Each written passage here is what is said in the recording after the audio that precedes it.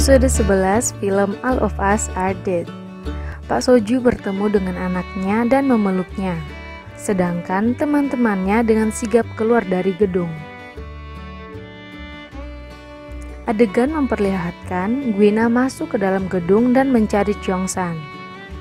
Ia malah menemui teman Hari yang sedang mempersiapkan alat untuk pergi. Saat Gwinam ingin pergi, ia malah memarahi Gwinam yang sedang marah, sehingga Gwinam menariknya dan mencium bau Cheong-san di badannya. Namun, karena ia tak mengenal siswa yang bersama mereka tadi, dia tidak bisa menjawab pertanyaan Gwinam mengenai di mana Cheong-san. Karena kesal, Gwinam menggigitnya hingga berubah. Kembali ke beberapa siswa tadi yang telah bersama Pak Soju, mereka merencanakan untuk berlari ke lapangan tenis dan mendaki gunung agar sampai ke Yangdong. Zombie mulai berdatangan dan mereka lari ke arah lapangan tenis.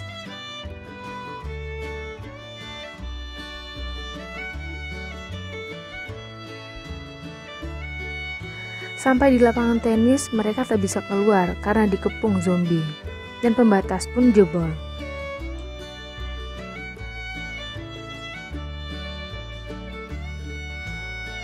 Mereka akhirnya berkelahi melawan zombie dan berlari keluar melalui pintu belakang.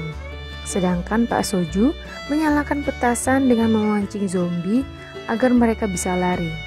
Saat diselamatkan Cheong-san, Pak Soju malah mengurung dirinya dalam lapangan tenis karena merasa tangannya yang telah tergigit.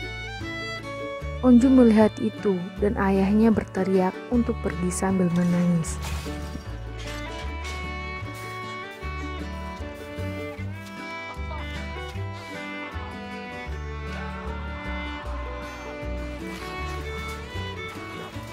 Mereka akhirnya pergi melewati gedung yang banyak zombie. Karena buntu di jalan, mereka akhirnya bersembunyi di balkon depan jendela.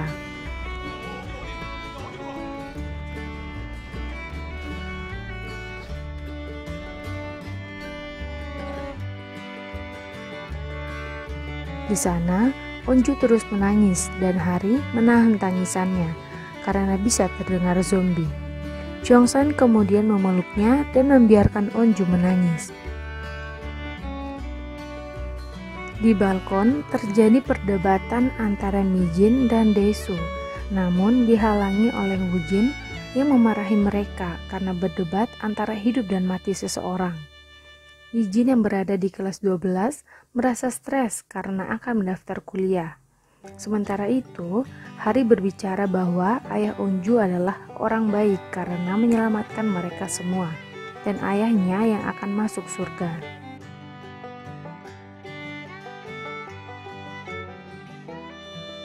Cheong-san dan Onju juga berjanji ketika mereka selamat, mereka akan membicarakan hidup mereka nanti.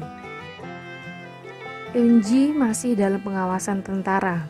Mereka melakukan tes dengan menaikkan frekuensi suara dan terlihat perbedaan respon antara zombie dan semi-zombie.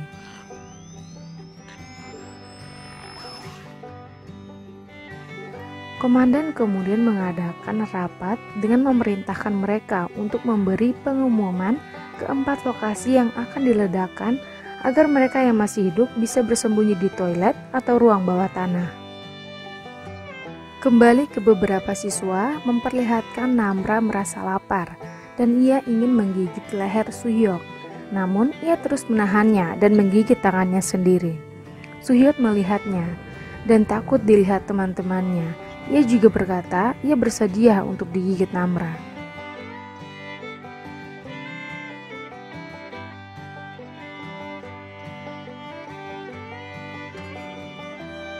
Adegan kemudian memperlihatkan Hari dan Mi-jin baru saja kembali dari samping gedung untuk mencari jalan keluar.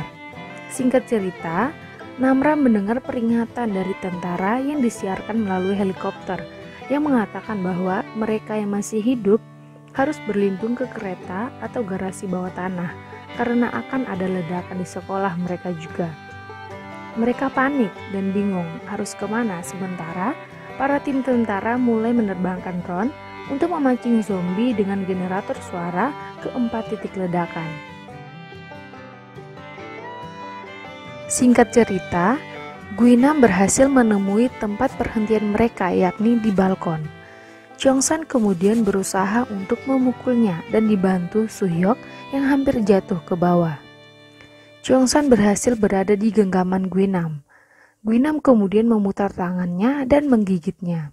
Dan tiba-tiba, Ron mengeluarkan suara nyaring untuk zombie seperti Eunji yang membuat Namra dan Guinam merasakan sakit di telinganya. Sehingga Cheongsan berhasil mendorong Guinam jatuh ke bawah. Cheongsan yang berhasil digigit Guinam merasa ia tak bisa bergabung bersama teman-temannya lagi. Namun Eunju berharap bahwa ia baik-baik saja.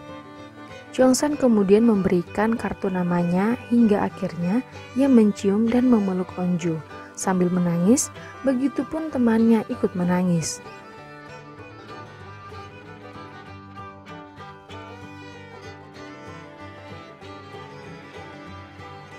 Cheongsan menyuruh Suhyok dan teman-temannya turun ke lantai 1, sedangkan ia akan masuk ke dalam dan memancing semua zombie yang ada dalam gedung untuk mengikutinya ke atap. Dengan cepat, mereka semua lari ke lantai 1 dan Cheongsan naik ke lantai atas untuk memancing semua zombie setiap lantai.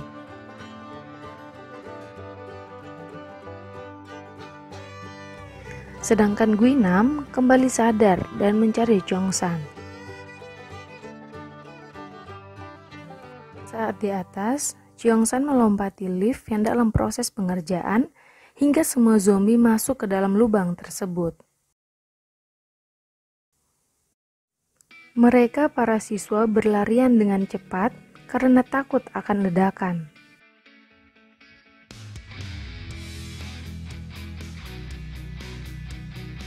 Sementara, Cheongsan mulai berdarah dan terjadi adu mulut hingga perkelahian antara dia dan Guinam. Naasnya saat berkelahi, Cheongsan tak berdaya hingga ia ditendang dan matanya dicungkil oleh Guinam, membuat Cheongsan berteriak kesakitan dan berusaha merayap menuju lubang lift tadi.